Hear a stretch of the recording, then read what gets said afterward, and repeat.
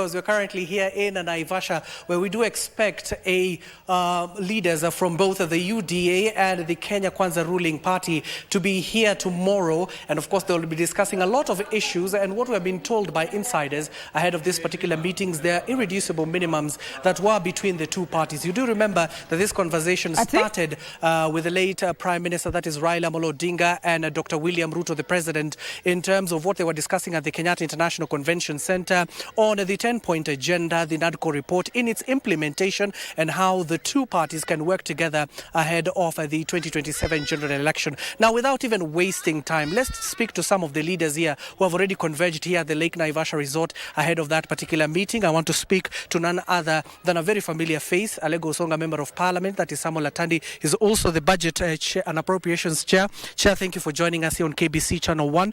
Just give us a rundown. How many MPs do we expect here tomorrow and on Tuesday? Thank you very much for giving me the opportunity to interact with you.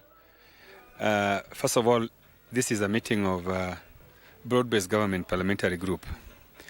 And we are expecting all the UDA MPs and all the ODM MPs, except for a few ODM MPs who have bolted out. I think just a handful, maybe 3 or 4, who will not come, but otherwise, all the members of the ODM party, about 95 members, we are expecting them to be here. And in fact, they have started coming in. ODM party has a meeting later in the night.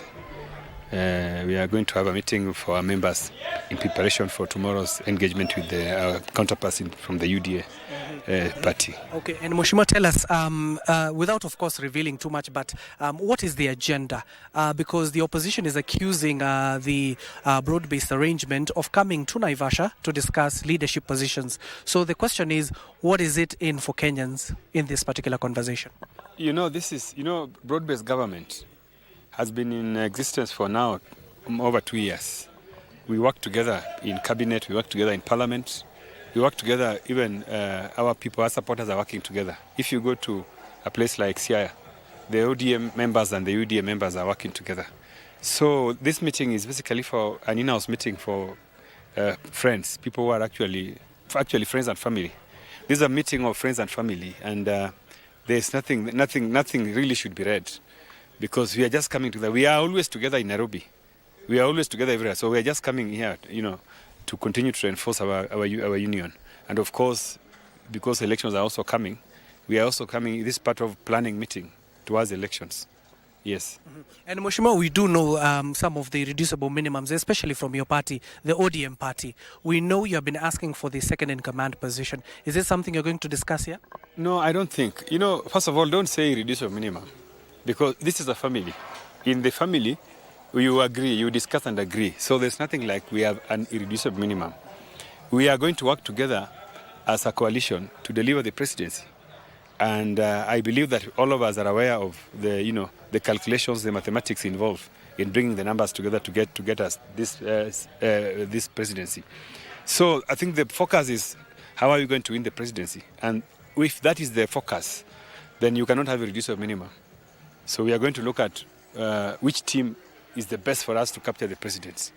And I think from where we sit, and I've said before, that the biggest headache for us is the re-election of President William Ruto.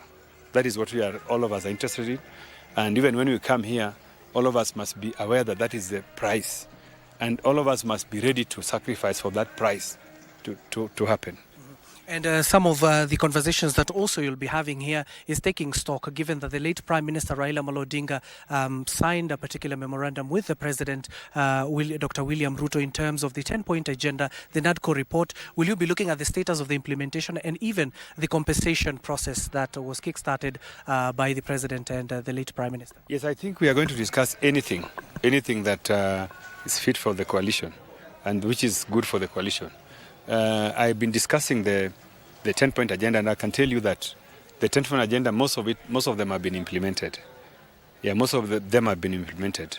If you're talking about the strengthening of devolution, we have been increasing the allocations to counties. That was part of the 10-point agenda. We are talking about compensation to post-election victims. That is going on.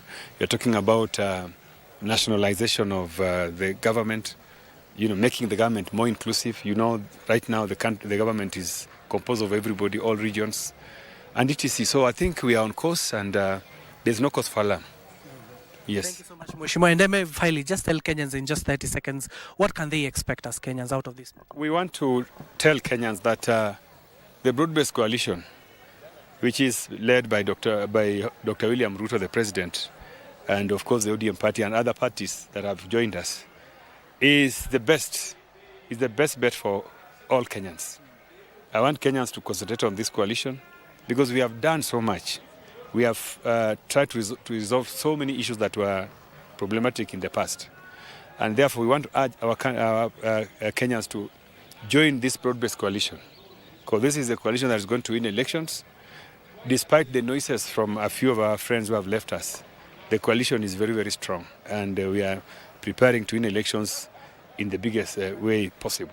Thank you so much, Mheshimiwa, and thank you for your time as well. That is Mheshimiwa Samuel Atandi, the chair of the Budget and Appropriation Committee, also doubling up as Alego Songa Member of Parliament. They are giving us a rundown of what they're going to have. And of course, if you're just joining us, the Member of Parliament of Alego Songa, who is also an ODM member, has confirmed they will be having a Kamkunji. We'll wait to hear from the UDA side if they're going to do so ahead of that particular meeting tomorrow. So Kamche will be camping here until Tuesday. Back to you.